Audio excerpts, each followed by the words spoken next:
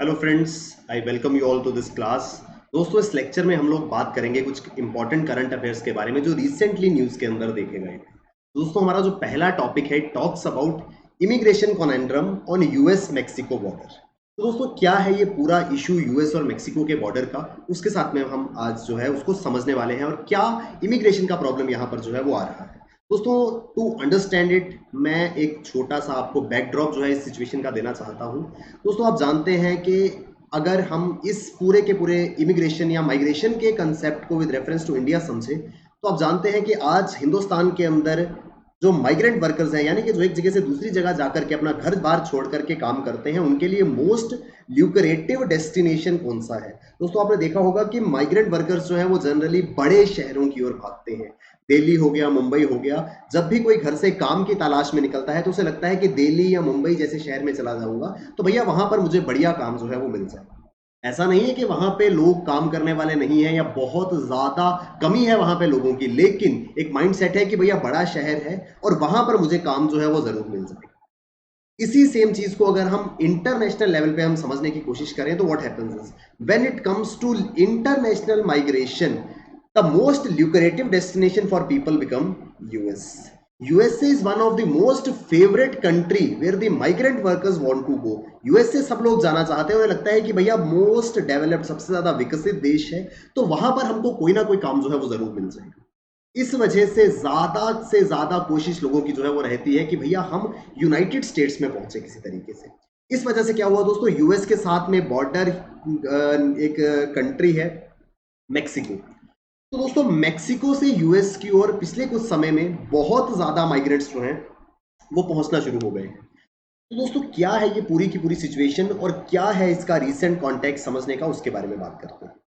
US government facing the highest number of migrants reaching its border from Mexico with uh, in last 20 years। पिछले 20 साल में इतने migrants कभी नहीं आए जितने पिछले कुछ समय में 2020 एंड से लेकर के 2021 के जो टाइम के बीच का जो समय रहता है, जनवरी फरवरी मार्च में देखा गया कि भैया पिछले 20 साल में एकदम से इतने लोग नहीं आ गए थे जो मैक्सिको के बॉर्डर पर खड़े हो गए थे यूएस एंटर करने के लिए, जितने इस टाइम में हो गए। उसका रीजन क्या है दोस्तों?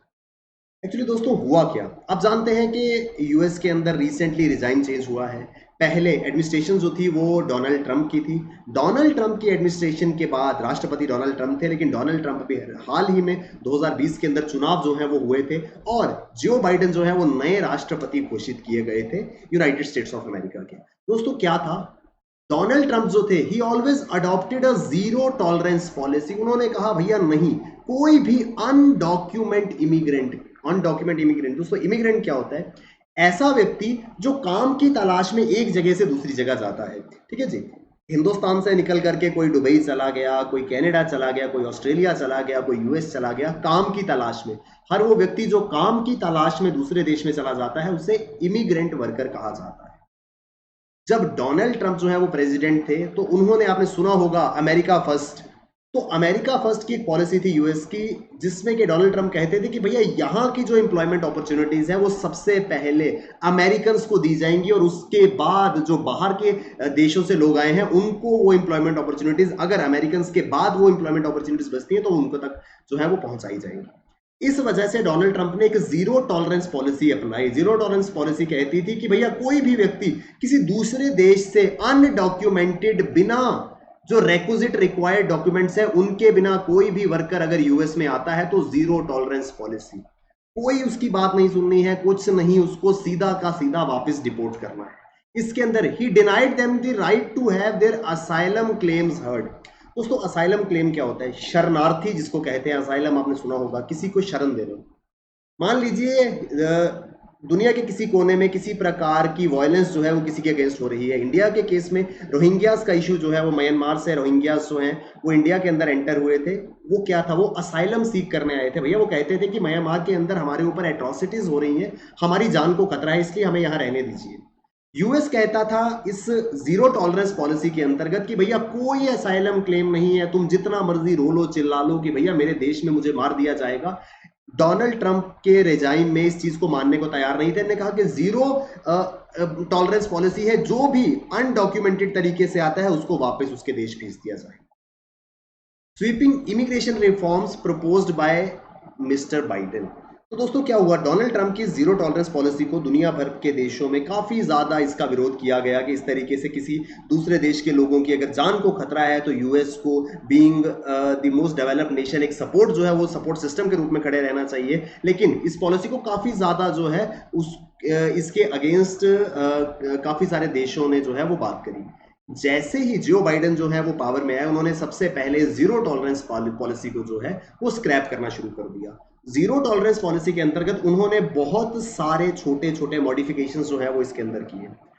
इन मॉडिफिकेशंस के अंदर क्या हुआ दोस्तों, जैसे ही ये मॉडिफिकेशंस हुई, लोगों को जो दूसरे देशों से यूएस में जाना चाहते थे उनको लगा कि नहीं, अब चीजें जो है वो नॉर्मल हो गई हैं। जो बाइडेन आ गए हैं, उन्होंने कहा है कि भैया जो सख्त पॉलिसी जिसका इस्तेमाल हो रहा था इमिग्रेंट्स के अगेंस्ट, उसको जो है वो अब हम थोड़ा सा लाइटन अप करेंगे। इस वजह से ज्यादा लोग जो है वो आकर के इस जगह पर जो है वो जमा हो जाते हैं। उन्हें लगता है कि नहीं भैया, अब चीजें जो है वो आसान हो गई हैं, अब हम ज्यादा किसी चिंता के, ज्यादा कोई प्रॉब्लम फेस किए बिना डॉक्यूमेंटेशन के भी शायद यूनाइटेड स्टेट्स ऑफ अमेरिका में दाखिल हो सकते हैं। इस वजह से पिछले कुछ समय में ये पूरा का पूरा इलाका है ना, मेक्सिको के साथ जो यूएस का बॉर्डर है, यहाँ पर हमको बहुत सारे माइग्रेंट्स जो है वो आकर के देखने को मिलते हैं। दोस्तों हुआ क्या, जो बाइडेन की एडमिनिस्ट्रेशन ने कहा कि भैया इलीगल या अनडॉक्यूमेंट इमिग्रेंट्स को हम जो है एक्सेप्ट नहीं करेंगे, इनको डिपोर्ट करना होगा। लेकिन कुछ जिनको हम कहते हैं कि हल्के से उन्होंने छूट जो है उसके अंदर दे दी। सबसे पहला उन्होंने कहा कि भैया जो भी अनअकम्पनीड चिल्ड्रन है, ऐसे बच्चे जिनके साथ में कोई नहीं आया है, उनको वापस मैक्सिको डिपोर्ट करना जो है वो थोड़ा सा मुश्किल है। जो बाइडेन ने कहा कि भैया बच्चे हैं, इनकी जान को खतरा हो सकता है, इनकी ट्रैफिकिंग हो सकती है, या they could be killed on the way, या उनको किसी तरीके का हैरासमेंट जो है वो फेस करना पड़ सकता है। तो उन्होंने कहा कि भैया दो चीज़ों को उन्होंने वहां पर जो है वो अपनी पॉलिसी में फ्रेम किया। पहले उन्होंने बात करी अनअकम्पनीड चिल्ड्रन की। दोस्तों अनअकम्पनीड चिल्ड्रन वो थे जिनके साथ में कोई भी एडल्ट नहीं था, बड़ा कोई नहीं था। तो जो बाइडेन ने कहा कि भैया जो भी अनअकम्पनीड चिल्ड्रन होंगे उनको दो ऑप्शंस दिए जाएंगे, get help resettling with US relatives.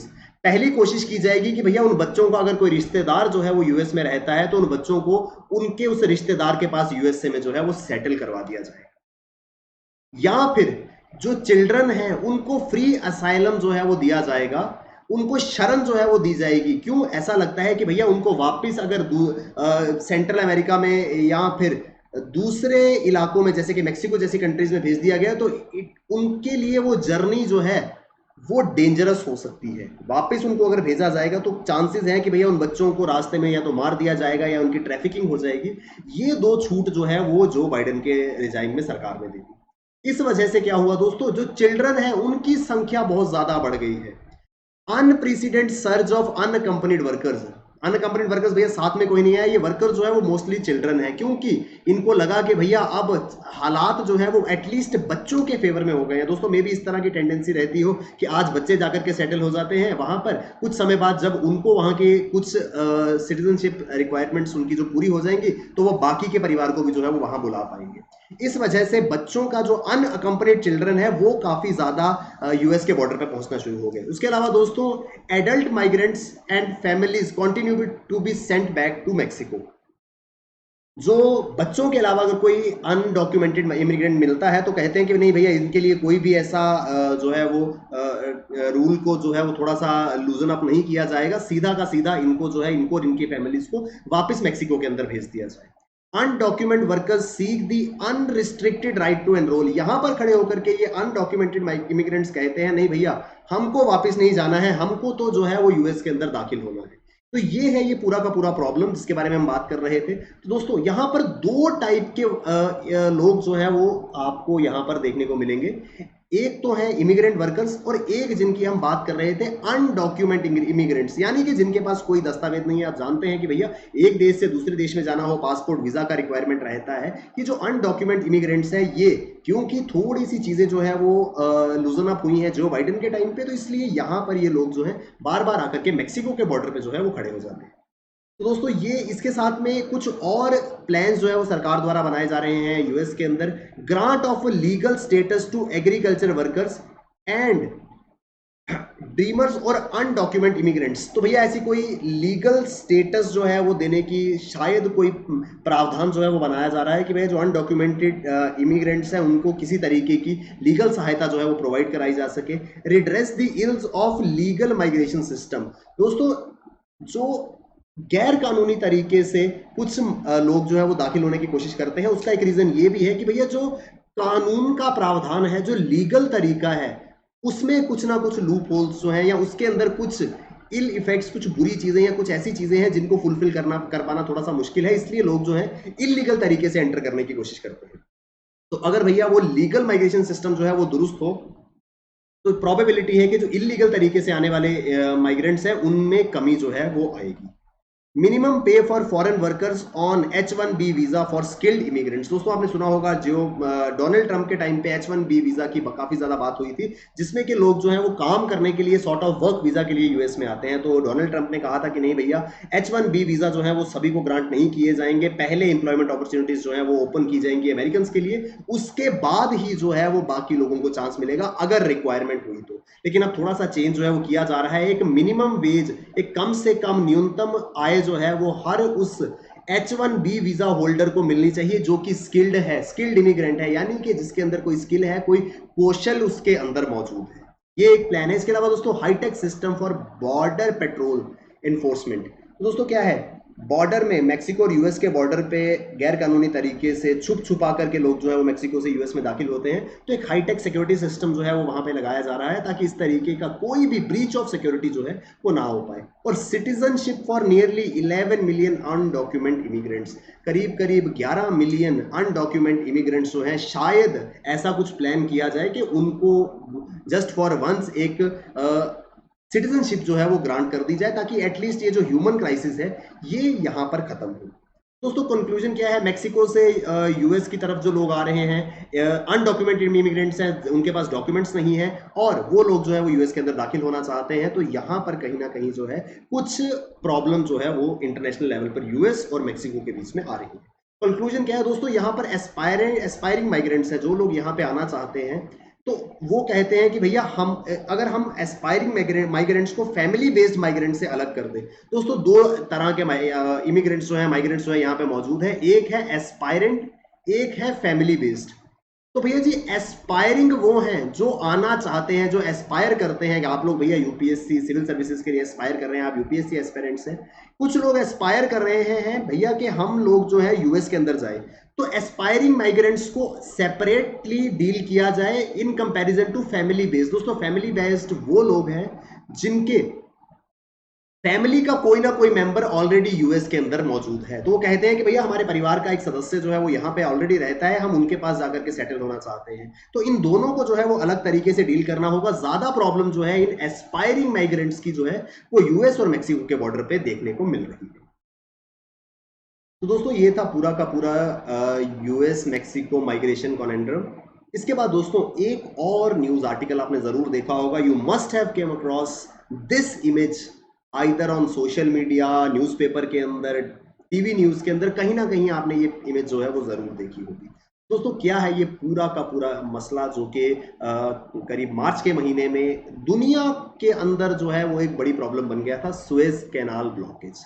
तो दोस्तों सुएज कैनाल जो है ये कहां पर है, क्या हुआ था, मैं भी आपको पहले ये बताता हूं कि दोस्तों सुएज कैनाल के अंदर एक बहुत बड़ा कंटेनर शिप जो है, कंटेनर शिप दोस्तों हिंदी में कहें तो मालवाहक जहाज, कुछ इस तरीके का बड़ा सा कंटेनर शिप जो है वो आकर के सुएज कैनाल में जो है वो स्टक कर गया था। दोस्तों सुएज कैनाल को हम समझने के लिए वर्ल्ड मैप के ऊपर जाते हैं, तो दोस्तों यहां पर आप देखिएगा, यहां कहीं पर सुएज कैनाल जो है वो मौजूद है। ये जो है ना मेडिटेरेनियन सी और यहाँ पे रेड सी है, मेडिटेरेनियन सी और रेड सी को आपस में जोड़ती है एक आर्टिफिशियल कैनाल। करीब 150 साल पहले ये कैनाल जो है इजिप्ट के अंदर बनाई गई थी, इसको कहा गया था सुएज कैनाल।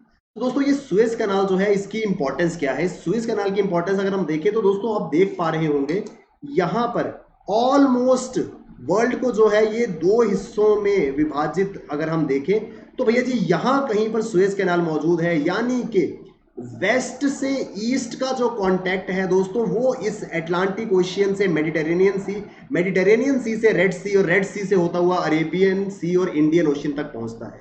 तो दोस्तों यहाँ तो नॉर्थ अमेरिका, साउथ अमेरिका जैसे कॉन्टिनेंट से आने वाला जितना भी कार्गो है वो ये रास्ता पकड़ के, this is called as Cape of Good Hope, इस तरीके से जो है वो ट्रेवल करे। यहां पर इसको कहा जाता है हॉर्न ऑफ अफ्रीका।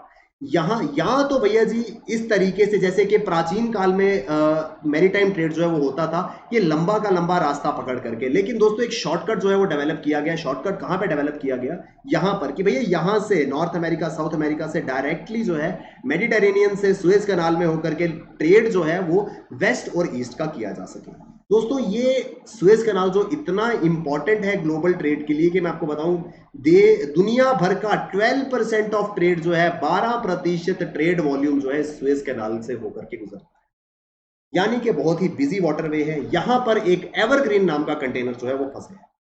जैसे ही ये फंसा दोस्तों, ये पूरा का पूरा इलाका जो है समझ लीजिए समुद्र के अंदर ट्रैफिक जाम हो गया।